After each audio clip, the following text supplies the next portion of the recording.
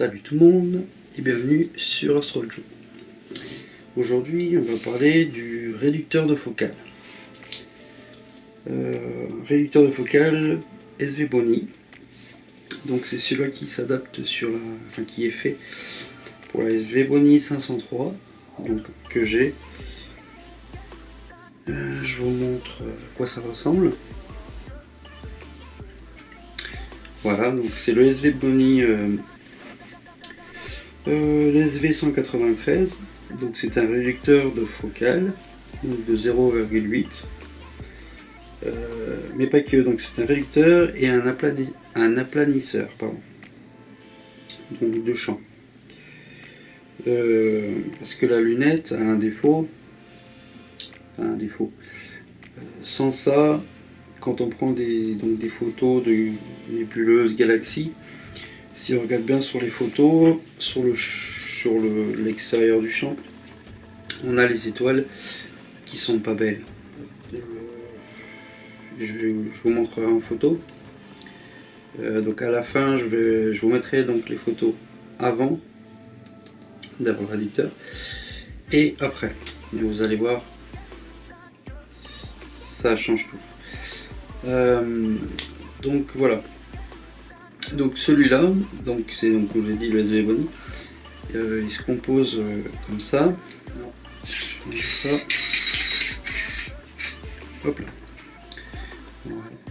Donc on le reçoit dans une boîte bien fermée. Voilà. Donc il est composé de deux lentilles.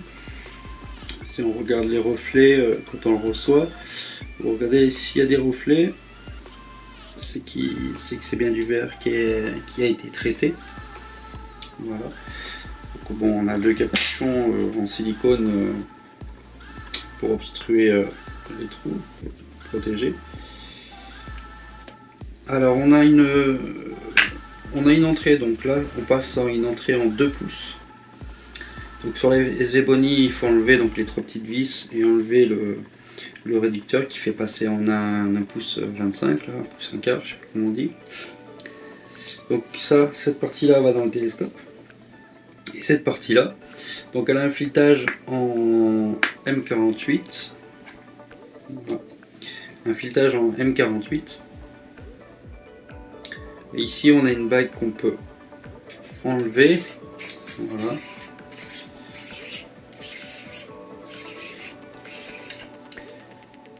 Qui fait passer en M48. Donc voilà, c'est une bague à allonge quoi. Bon, bref. Et donc moi, avant j'avais cette adaptation là.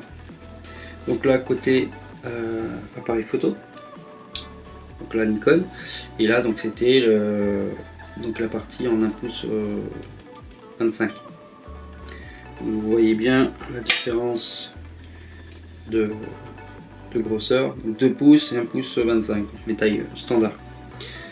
Donc voilà, quand on reçoit le réducteur de focale, et ben la bague que j'avais avant ne va pas.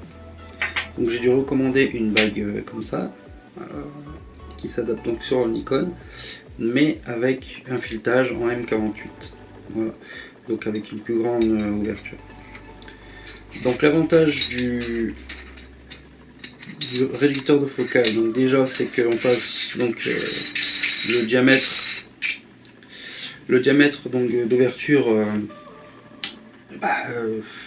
quasiment double quoi. Donc ça c'est bien. Et après donc son utilité, l'utilité donc de réduire le champ, réduire la focale. Donc sur la SVBony, donc je passe d'une focale de 7 à 5,7. Donc son intérêt en réduisant la focale, en fait, il va ouvrir. Admettons, avant j'avais une focale, donc la focale de 7, j'avais un champ qui était donné comme ça. Et maintenant que je suis passé donc à 5,7 de focale, mon champ s'est ouvert. Donc qui dit s'ouvrir dit plus de lumière. Donc grâce à ça, mon champ de vision s'est élargi avec ma lunette. Et en plus de ça, avant par exemple pour la nébuleuse d'Orion, il fallait que je fasse une photo a un temps de pause de, je dis une bêtise, d'1 minute pour avoir un beau résultat. Et maintenant avec lui, et ben avec le réducteur, ce temps va diminuer. Donc d'1 minute, admettons, on va passer à un temps de pause de 30 secondes, j'aurai le même résultat que 1 minute. Voilà. Après, donc avec l'aplanisseur, ça planit le champ. Et voilà, c'est une merveille. Donc ça se laisse Vevoni, je l'ai acheté sur Amazon, pareil sur leur site. Il coûte 100 euros. 100 euros. Son poids est de 164 grammes, si ça peut vous servir. Donc oui, je vous parlais de la focale réduite. Donc la Vevoni a une focale de 560. Et donc pour avoir le résultat, on fait 500, donc la focale 560 x 0,8, ce qui nous donne une focale de 448 mm.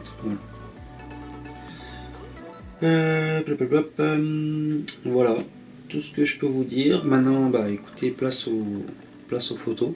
Elles parleront d'elles-mêmes. Voilà, donc ça, indispensable pour la Vevoni 503. Voilà. Bon visionnage, et puis je vous dis à la prochaine pour un prochain tuto. N'hésitez pas à mettre quelques pouces pour aider la chaîne à décoller. Et puis des commentaires aussi, n'hésitez pas, qu'ils soient positifs ou négatifs. Puis on se retrouve pour une prochaine fois. Allez, ciao ciao.